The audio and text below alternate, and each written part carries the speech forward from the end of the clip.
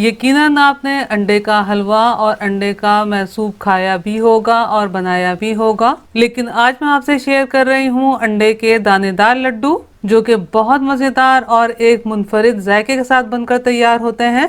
इन अंडे के लड्डुओं में सिर्फ 3 बेसिक अज़ा इस्तेमाल किए जाएंगे। इसमें ना तो कोई आटा, ना बेसन, ना सूजी, इस तरह की कोई चीज इस्तेमाल नहीं होगी और ना ही खोए का इस्तेमाल किया जाएगा। और आपने ना कभी ये लड्डू खाए होंगे और ना ही बनाए होंगे और ना ही इसकी रेसिपी आपने YouTube पर और ना किसी और प्लेटफॉर्म पर देखी होगी, क्योंकि ये मेरी अंडे के लड्डुओं की बिल्कुल न्यू रेसिपी है। मेरी ये वीडियो अपलोड करने के बाद अगर कोई और अंडे के लड्डू बनाकर अपलोड करता है तो वो एक अलग बात है।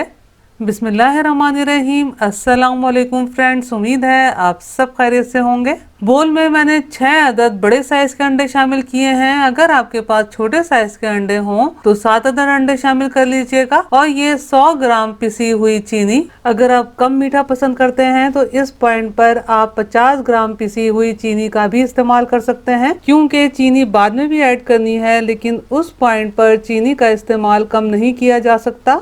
200 ग्राम घी शामिल कर रही हूँ। घी इसी तरह से जमा जमा सा शामिल करना है, यानी कि मेल्टेड घी शामिल नहीं करना। आप बनस्पति, देसी किसी भी घी का इस्तेमाल कर सकते हैं। ये मैं आपको बाद में बताऊंगी कि मेल्टेड घी क्यों नहीं शामिल करना, ताकि आपको ठीक तरीके से समझ में आ सके। अब इस पॉइंट पर 2 से 3 मिनट तमाम अज़ा को फेंट लेना है, ताकि तमाम अज़ा बहुत अच्छे तरीके से यकजान हो जाएं। आप देख सकते हैं कि तमाम अज़ा बीट कर लेने के बाद यकजान हो गए हैं। अगर इस बैटर में मेल्टेड घी का इस्तेमाल करते तो घी ठीक तरीके से यकजान नहीं होता और अलग तैरता हुआ नजर आता। और अगर घी अंडों में यकजान नहीं हो पाएगा तो अंडों का बारीक सूजी की तरह दाना ठीक से नहीं बन पाएगा। अब इस अंडे के बैटर को पैन में शामिल कर देना है और इस वक्त फ्लेम ऑफ है। बैटर शामिल कर लेने के बाद फ्लेम को ऑन कर लेना है और मैं आपको फ्लेम भी दिखा देती हूँ कि कितनी फ्लेम रखनी है। फ्लेम को इतना ही लो रखना है जैसी कि आपको फ्लेम नजर आ रही है। अब इस तरह मुस्तकिल बीट करते हुए लो फ्लेम पर पकाना है। अब चाहे हम कोई हलवा बना रहे हों या लड्डू बना रहे हों, हमें थोड़ी तो मेहनत करनी ही पड़ती है। हमें इस अंडे के बैटर के बिल्कुल बारीक दाने से बनाने हैं, जैसे कि सूजी के बारीक दाने होते हैं। आपने बिल्कुल भी जल्दबाजी नहीं करनी। इसी तरह लो फ्लेम पर मुस्तकिल बीट करते हुए पकाना है। अगर आपने हाथ रोक दिया या आंच को तेज कर दिया तो क्या होगा, ऑमलेट की तरह बड़े बड़े लम्स बन जाएंगे और सूजी की तरह बिल्कुल बारीक दाना नहीं बनकर तैयार होगा। और यकीन जानिए ये लड्डू बहुत कम अज़्ज़ा से बहुत मजेदार बनकर तैयार होते हैं। अब बस इस बैटर को इस तरह लो फ्लेम पर बीट करते हुए पकाना है। इसमें जो चेंजिंग आती जाएंगी मैं आपको साथ साथ बताती जाऊंगी। आप देख सकते हैं कि इस बैटर को तकरीबन 10 मिनट पका लिया है और ये बैटर गाढ़ा होना शुरू हो गया है।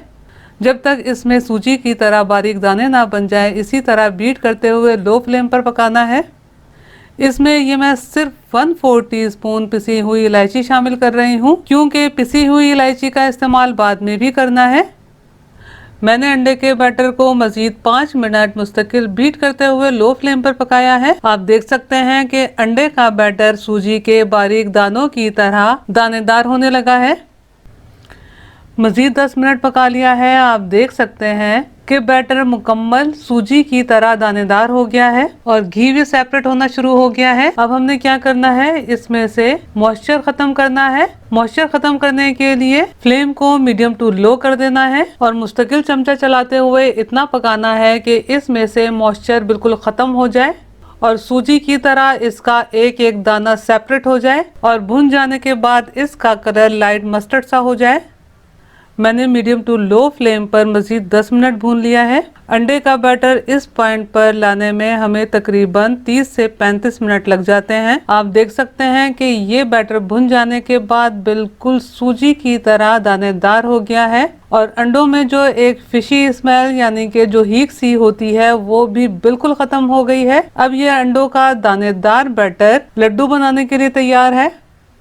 अब इसमें मजीद चंद अज़्ज़ा शामिल करने हैं, तो ये मैंने थोड़े से चॉप किए हुए पिस्ते शामिल किए हैं और ये थोड़े से चॉप किए हुए बादाम और ये 1/4 टीस्पून मजीद पिसी हुई इलायची शामिल की है। आप अपने टेस्ट के हिसाब से ज़्यादा भी शामिल कर सकते हैं।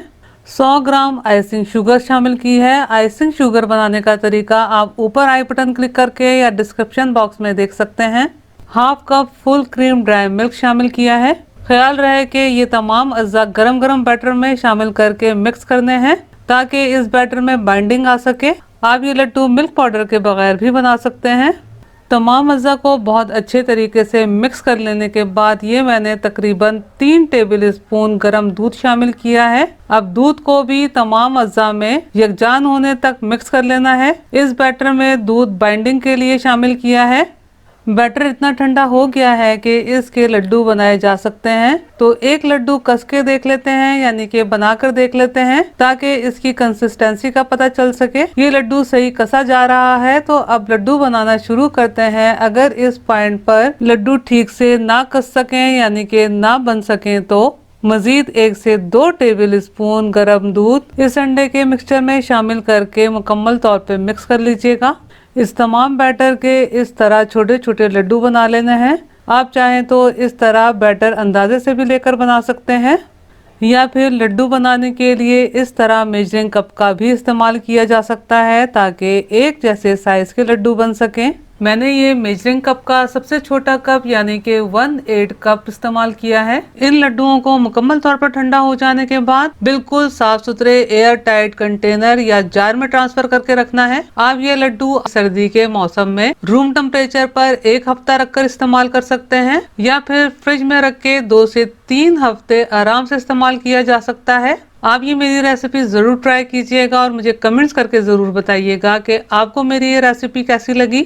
अगर आपको मेरी रेसिपी पसंद आई हो तो लाइक कीजिए, अपने दोस्त अहबाब में शेयर कीजिए और मेरे चैनल को सब्सक्राइब करना और बेल बटन को क्लिक करना बिल्कुल भी मत भूलिएगा। अल्लाह हम सब का दस्तरख्वान हलाल रिस्क से वसी तर फरमाए, आमीन। मुझे भी अपनी दुआओं में याद रखिएगा। अपना बहुत ख्याल रखिएगा। अगली रेसिपी की वीडियो तक के लिए अल्लाह हाफिज।